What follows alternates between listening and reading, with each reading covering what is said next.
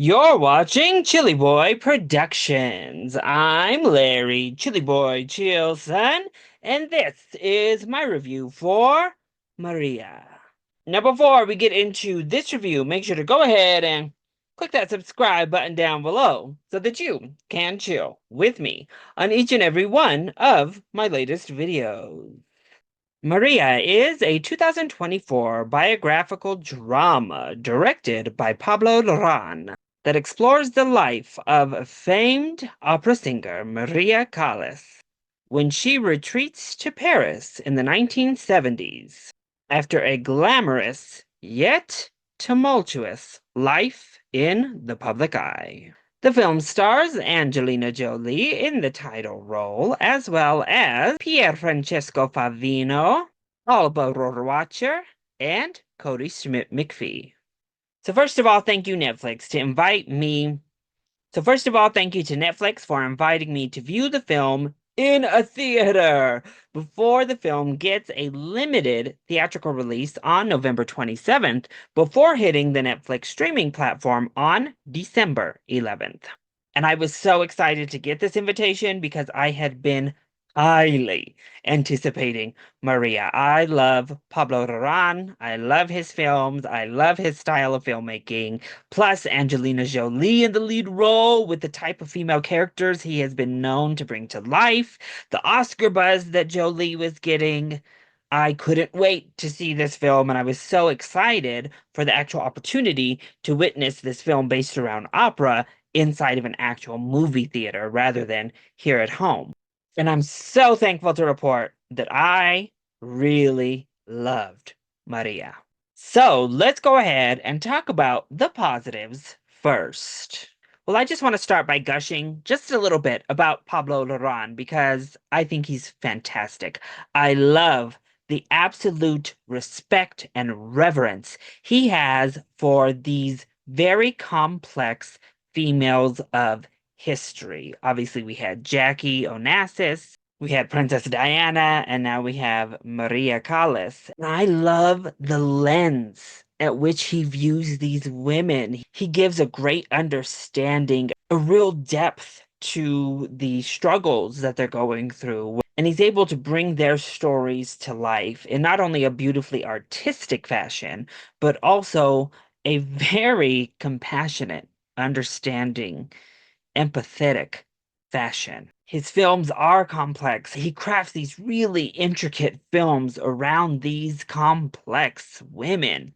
And I absolutely adore that. And once more, it happens here with Maria. In this time in her life, as the film presents, we are going through a lot here. And we have an unreliable narrator type of situation, much like he's done in the past, particularly with Spencer. We don't know what's real, what's not real. What is she seeing? How is she experiencing life? And the fashion in which it's handled, I thought was done expertly well. Plus, the film is absolutely stunning. Another hallmark of Laurent's films, the cinematography is breathtaking. The framing of the shots is gorgeous. The editing is absolutely fantastic. The use of music, the use of black and white, everything about it is just impeccable filmmaking for me. So I'd say honestly, at this point, Laurent has garnered a fan in me. I enjoy the way he tells these women's stories. I enjoy his films. I think they are fantastic. And Maria was just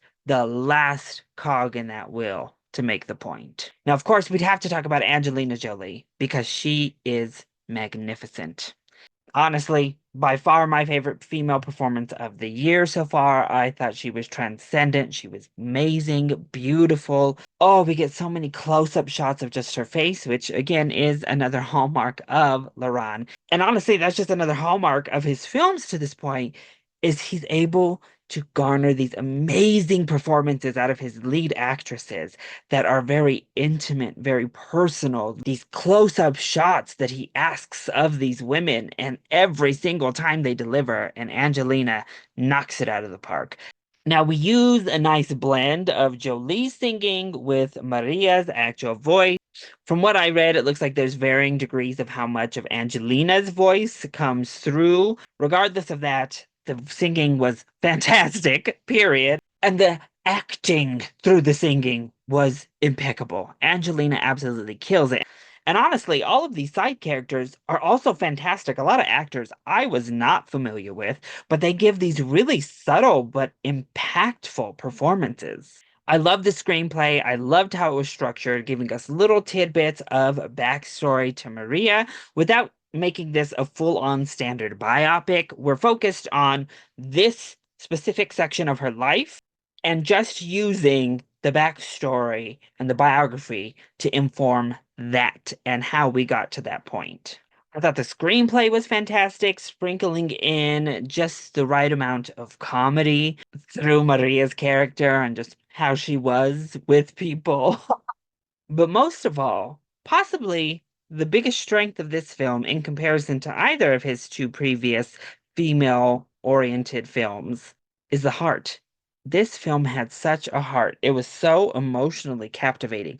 The last 10 minutes of this thing were an emotional powerhouse of filmmaking.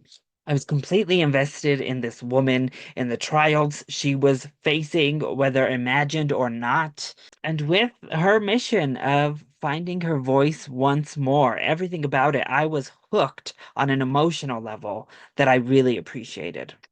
So then, what doesn't work so well when it comes to Maria? Well, honestly, there's not a lot that didn't work for me in this film.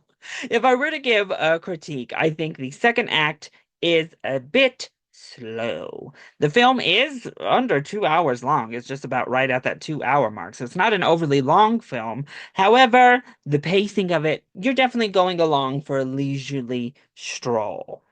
And it is similar in that aspect mostly to his previous two films. So I think you have a good idea from his previous work to inform you on how you'll feel about Maria. Now, I do think this one is actually slightly more accessible because I think it's more emotional in its presentation and slightly less clinical as the previous works, but it still does move at that pace. It has a definite art house feel to it with the cinematography, the back and forth flashback-esque way of telling the story, and there's a lot of opera. So if you don't like opera, I don't know, maybe it's not for you.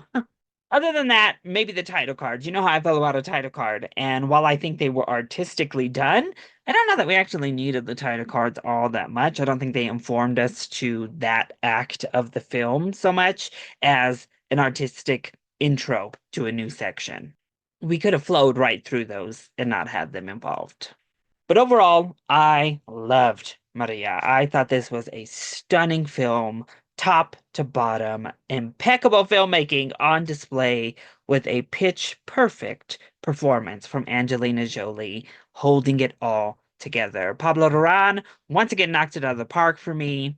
Anytime he's telling the story about a complex female figure of history, I will be there day one, ready to see it. Because as I said, I think he is a master at telling these types of stories.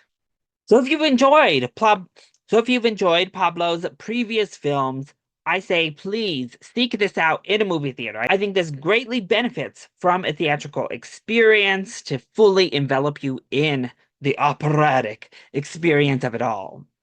However, it is going to be a limited release, so if it is not playing in a theater near you, definitely give this film a chance once it hits Netflix. It's not going to be for everyone, that's for sure, but it will be a crime if Angelina Jolie specifically is not nominated for that Academy Award. So if you're ready to do your Oscar homework, this is required viewing.